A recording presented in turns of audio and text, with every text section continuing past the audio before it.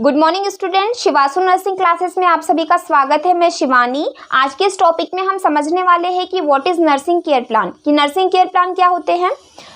Topic को start करने से पहले हम ये समझ लेते हैं कि नर्सिंग केयर प्लान क्या होते हैं। नाम में ही लिखा है नर्सिंग केयर प्लान, मतलब कि जो नर्स केयर प्लान करती है पेशेंट के लिए उसी को नर्सिंग केयर प्लान करते हैं।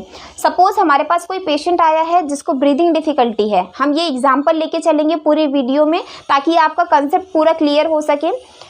कोई पेशेंट हमारे पास में आया है जिसको ब्रीदिंग डिफिकल्टी हो रही है, तो आपको उसके लिए नर्सिंग केयर प्लान बनाना है। तो आप क्या करोगे, नर्सिंग केयर प्लान में आप उसकी ब्रीदिंग डिफिकल्टी के लिए प्लान करोगे कि हम ऐसी कौन सी चीज़ें करें जिससे पेशेंट को ब्रीदिंग डिफिकल्टी ना हो। तो ये सारी चीज़ें प्लान करना ही क्या कहलाता है, नर्सिंग केयर प्लान। और नर्सिंग क्यों कहा गया है, क्योंकि ये प्लान कौन करती है, नर्स करती है, इसलिए नर्सिंग केयर प्लान इसे कहा गया है। So let's start. तो हम ये देखते हैं कि नर्सिंग केयर प्लान में कौन से पॉइंट्स है जो इंक्लूड किए जाते हैं, क्या एक राइट फॉर्मेट होता है नर्सिंग केयर प्लान को क्रिएट करने का, तो ये हम देख लेते हैं। So let's start. सबसे फर्स्ट वन होता है इसमें नर्सिंग असेसमेंट। सबसे फर्स्ट वन क्या होता है इसमें, नर्सिंग असेसमेंट।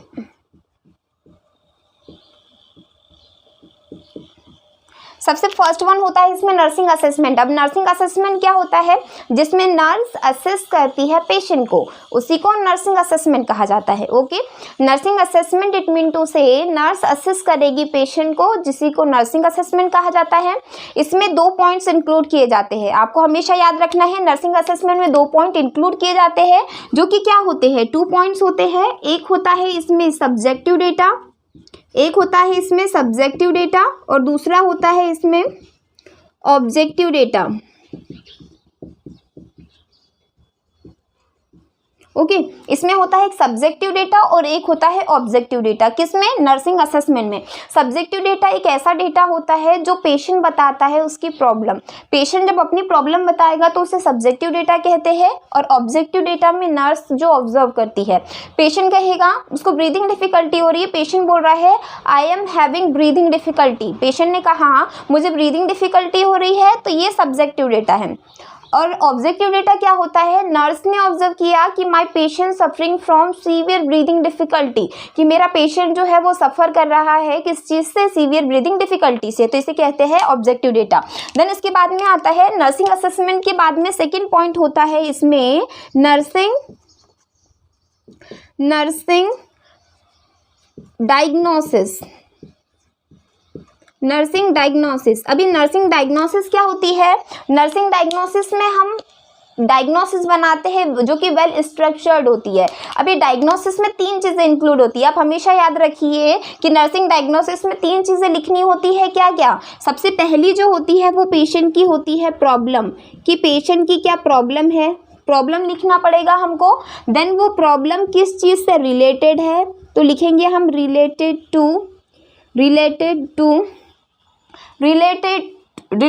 टू के बाद में आता है थर्ड कंडीशन इसमें, कि किससे एविडेंस्ड बाय लिखेंगे इसमें हम। ओके, एविडेंस्ड बाय, कि ये डिसीज कंडीशन है जो कि किसका एविडेंस्ड क्या है, हमने पेशेंट की प्रॉब्लम देखी, प्रॉब्लम किस चीज़ से रिलेटेड है एंड इसका क्या एविडेंस है। सपोज पेशेंट ब्रीदिंग डिफिकल्टी वाला हमारे पास आया, तो उसकी प्रॉब्लम थी ब्रीदिंग डिफिकल्टी रिलेटेड है किस चीज़ से, ब्रीदिंग डिफिकल्टी रिलेटेड है excessive secretion of the patient. अगर पेशेंट के मतलब रेस्पिरेटरी ट्रैक्ट में अगर एक्सेसिव सिक्रेशन हो जाएगा किसका, म्यूकस का, जिसके वजह से एविडेंस क्या रहेगा, डिक्रीज रेस्पिरेटरी रेट, कि हमारे पास एक पेशेंट आया ineffective breathing pattern related to excessive mucus secretion as evidenced by decrease respiratory rate. जब हमने पेशेंट का रेस्पिरेटरी रेट चेक किया तो इससे ये पता चला कि पेशेंट को क्या है, ब्रीदिंग प्रॉब्लम हो रही है। ओके, आई होप आपको नर्सिंग डायग्नोसिस समझ आ गया होगा। इसमें 3 चीज़ें लिखनी होती है, पेशेंट की प्रॉब्लम, ये किस चीज़ से रिलेटेड है एंड इसका क्या एविडेंस्ड है। तो ये प्रॉब्लम है ब्रीदिंग डिफिकल्टी, ये रिलेटेड है किस चीज़ से, क्योंकि एक्सेसिव म्यूकस का सिक्रेशन हो गया है। इसका एविडेंस हमें कैसे पता चला, जब हमने पेशेंट का वाइटल साइंस लिया तो उसका जो रेस्पिरेटरी रेट था वो डिक्रीज था, इससे हमको फाइंड आउट हो गया। देन इसके बाद में थर्ड वन होता है इसमें, थर्ड वन होता है नर्सिंग गोल। थर्ड वन होता है इसमें नर्सिंग गोल। अब नर्सिंग गोल क्या होता है, अगर कोई नर्स ये सारी चीज़ें प्लानिंग कर रही है तो उसका एक गोल होगा, तभी तो वो सारी चीज़ें कर रही है। विदाउट गोल के वो कोई चीज़ नहीं करेगी। तो उसका गोल, अगर पेशेंट को ब्रीदिंग डिफिकल्टी है तो उसका गोल ही यही रहेगा कि to minimize the breathing difficulty of the patient, कि पेशेंट की ब्रीदिंग डिफिकल्टी को क्या कर सके, वो कम कर सके। ओके, तो नर्स का गोल क्या रहेगा कि उसकी जो ब्रीदिंग डिफिकल्टी है उसको क्या करना, रिड्यूस द प्रॉब्लम। नर्स का गोल क्या है, रिड्यूस दी प्रॉब्लम। जो भी प्रॉब्लम है पेशेंट की, चाहे उसको ब्रीदिंग डिफिकल्टी हो, चाहे उसको डाइजेशन प्रॉब्लम हो, चाहे उसको कोई नर्वस प्रॉब्लम हो, जो भी चीज़ से रिलेटेड नर्स क्या कर रही है, केयर प्लान पर कर रही है, तो रिड्यूस करना, रिड्यूस दी प्रॉब्लम, मतलब कि पेशेंट की जो भी प्रॉब्लम है उसको रिड्यूस करना, टू रिड्यूस दी प्रॉब्लम। आप वहाँ लिख सकते हो, अगर रेस्पिरेटरी प्रॉब्लम है तो to reduce the respiratory problem. Okay, cardiac problem है तो कार्डिक प्रॉब्लम को to reduce the cardiac problem, मतलब जो भी प्रॉब्लम है पेशेंट की उसको आपको क्या करना है, रिड्यूस करना है, रिड्यूस दी प्रॉब्लम। ये क्या है, नर्स का गोल है कि उस पेशेंट के जो भी प्रॉब्लम है उसको वो क्या करेगी, रिड्यूस करेगी। देन नर्स के गोल के बाद में आता है, 4th नंबर में आता है, इसमें नर्स ने गोल भी बना लिया। गोल के बाद में आता है नर्सिंग इंटरवेंशन।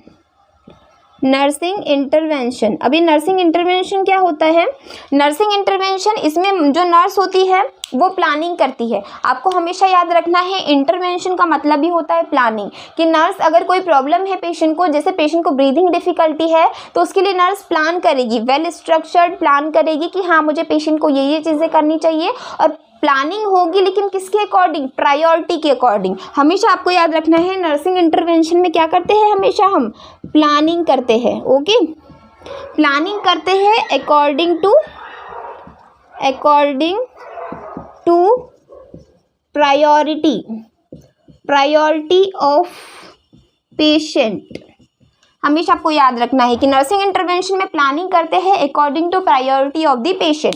देन उसके बाद में आता है, जब हमने इंटरवेंशन कर लिया, प्लानिंग कर ली, ओके, तो उसके बाद में हम करते हैं 5th नंबर में नर्सिंग इम्प्लीमेंटेशन।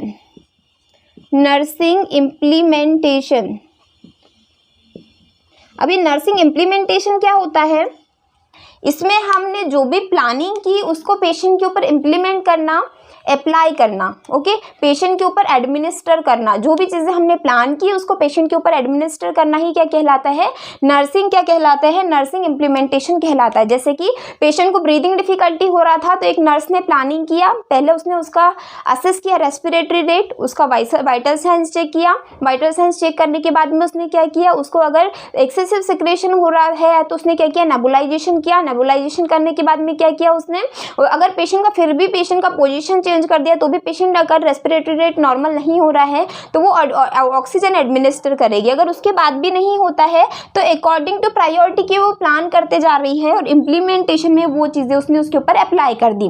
देन उसके बाद में क्या आता है, उसके बाद में नर्सिंग इम्प्लीमेंटेशन के बाद में आता है नर्सिंग रैशनल। उसके बाद में 6 नंबर पे आता है नर्सिंग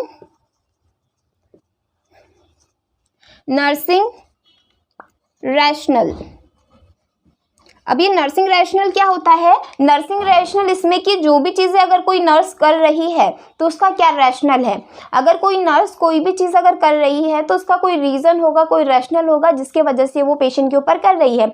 अगर नर्स ने पेशेंट को असेस किया, टू असेस द पेशेंट, तो उसका रैशनल क्या रहेगा, to identify the baseline data of the patient. वो असेसमेंट ही इसीलिए कर रही है ताकि वो पेशेंट का बेसलाइन डेटा जान सके। अगर हम किसी पेशेंट को असेस नहीं करेंगे तो हम उसका बेसलाइन डेटा नहीं जान सकते। तो यही होता है नर्सिंग रैशनल, कि आप चीजें कर रहे हो तो क्यों कर रहे हो, उसका रैशनल बता के देना। ओके, रीजन क्या रीजन है ये चीजें करने का, कारण बता के देना। ओके, कॉज क्या है, अगर आप कोई चीजें कर रहे हो तो उसका क्या रैशनल है, उसका क्या कॉज है, तो वो सारे उसके कॉज वगैरह आपको क्या करना, बता के देना। ओके, एक्सप्लेन करके देना। देन उसके बाद में लास्ट वन होता है आपका नर्सिंग इवोल्यूशन। लास्ट वन होता है आपका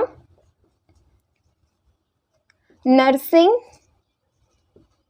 इवैल्यूएशन। अभी नर्सिंग इवोल्यूएशन क्या होता है, नर्सिंग इवोल्यूशन, इसमें जो नर्स है वो इवोल्यूएट करती है कि जो भी चीज़ें उसने की, नर्स पेशेंट को असेस किया, उसका डायग्नोसिस बनाया, उसके लिए गोल प्लान किया, इंटरवेंशन दिया, इम्प्लीमेंटेशन दिया, रैशनल बताया, तो उसको इवोल्यूशन क्या मिला, उसका निष्कर्ष क्या मिला, तो उसको उसका ज्ञान मिलेगा, उसका इवोल्यूशन ये मिलेगा कि after giving nursing intervention to reduce the breathing difficulty of patient and minimize the breathing difficulty, मतलब कि इससे ये पता चला कि पेशेंट को हमने जब नर्सिंग इंटरवेंशन देने के बाद में पेशेंट की जो कंडीशन थी वो नॉर्मल हो गई। तो ये क्या हो जाएगा हमारा इवोल्यूशन। नर्सिंग इम्प्लीमेंटेशन में हमको चीज़ों को क्या करना है, एडमिनिस्टर करना है पेशेंट के ऊपर, एडमिनिस्टर करना है, ओके, एडमिनिस्टर करना है पेशेंट के ऊपर। एंड नर्सिंग रैशनल में कॉज क्यों कर रहे हैं हमको उसका रीज़न बता के देना है, कॉज बता के देना है। और नर्सिंग इवोल्यूशन में हम फाइंडिंग करेंगे, ओके, फाइंडिंग मतलब फाइंड आउट हमको क्या आउटकम मिला, ओके। इसमें हम क्या देखते हैं, पेशेंट का आउटकम क्या मिला, हमने उस पर इनपुट किया, सारी चीज़ें उस पर हमने अप्लाई की, तो हमको आउटकम क्या मिला, उसका आउटकम किस में देखते हैं हम, नर्सिंग इवोल्यूशन में देखते हैं। अगर आपको नर्सिंग केयर प्लान का कुछ भी नहीं पता है तो हमने इसमें एकदम डीपली समझा है कि असेसमेंट में क्या होता है। असेसमेंट में दो चीज़ें होती है, subjective data and objective data. Subjective data एक ऐसा डेटा होता है जो कि कौन पेशेंट बताता है, ऑब्जेक्टिव डेटा ऐसा डेटा जो कि नर्स ऑब्जर्व करती है।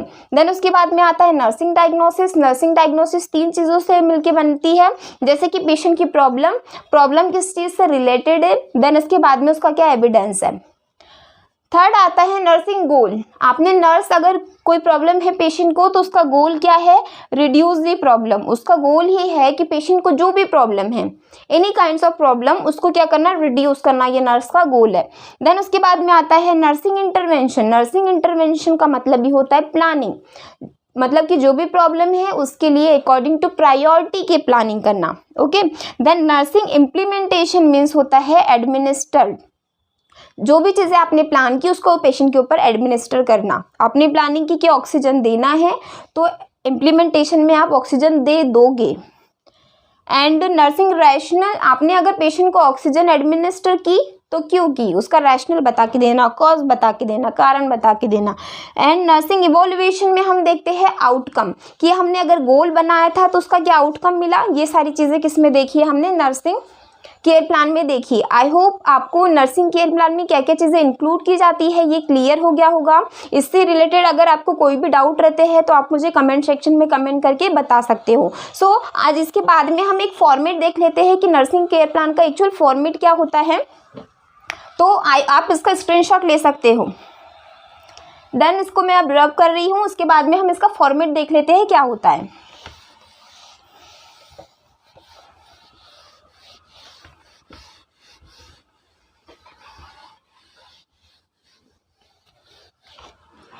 इस वीडियो में ओनली फॉर हम इसका फॉर्मेट देखेंगे, इसके आगे का हम नेक्स्ट वीडियो में कंटिन्यू करेंगे। क्यों, क्योंकि वीडियो बहुत बड़ा हो जाएगा। सो इसका फॉर्मेट क्या होता है, फॉर्मेट को कैसे फिल करते हैं हम ये नेक्स्ट वीडियो में देखेंगे। सो फर्स्टली हम जल्दी से इसका क्या देख लेते हैं, फॉर्मेट देख लेते हैं कि एक फॉर्मेट क्या होता है अगर हम नर्सिंग केयर प्लान बना रहे हैं। सबसे पहले आपको क्या करना है, एक टेबल ड्रॉ करना है, ओके।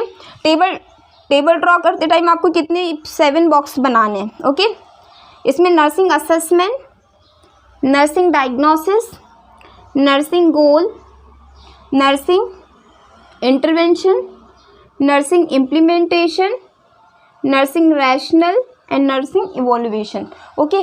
सबसे पहले हम ये नर्सिंग को लिख देते हैं हम NSG, नर्सिंग असेसमेंट। देन हम लिख देते हैं नर्सिंग डायग्नोसिस। देन उसके बाद आता है नर्सिंग गोल, क्या गोल है हमारा। देन उसके बाद आता है नर्सिंग इंटरवेंशन, क्या चीज़ें हमने प्लान की। उसके बाद आता है नर्सिंग इम्प्लीमेंटेशन। नर्सिंग इम्प्लीमेंटेशन में क्या चीज़ें हमने पेशेंट पे इम्प्लीमेंट की। देन उसके बाद आता है नर्सिंग रैशनल, हमने चीज़ें की है पेशेंट पे तो क्यों की, उसका रैशनल। देन उसके बाद आता है नर्सिंग इवैल्यूएशन, नर्सिंग इवोल्यूशन कि हमें इवोल्यूशन क्या मिला, ओके ये फॉर्मेट है, इसमें से आपको एक भी पॉइंट स्किप नहीं करना है। आपको अगर एक भी पॉइंट स्किप करते हो तो आपका केयर प्लान करेक्ट नहीं माना जाएगा, आपके मार्क्स माइनस हो जाएंगे। एंड इसमें आपको जो नर्सिंग असेसमेंट होता है इसमें 2 चीज़ें लिखनी होती है, एक होता है सब्जेक्टिव डेटा होता है, एंड सेकेंड जो आपको लिखना होता है ऑब्जेक्टिव डेटा,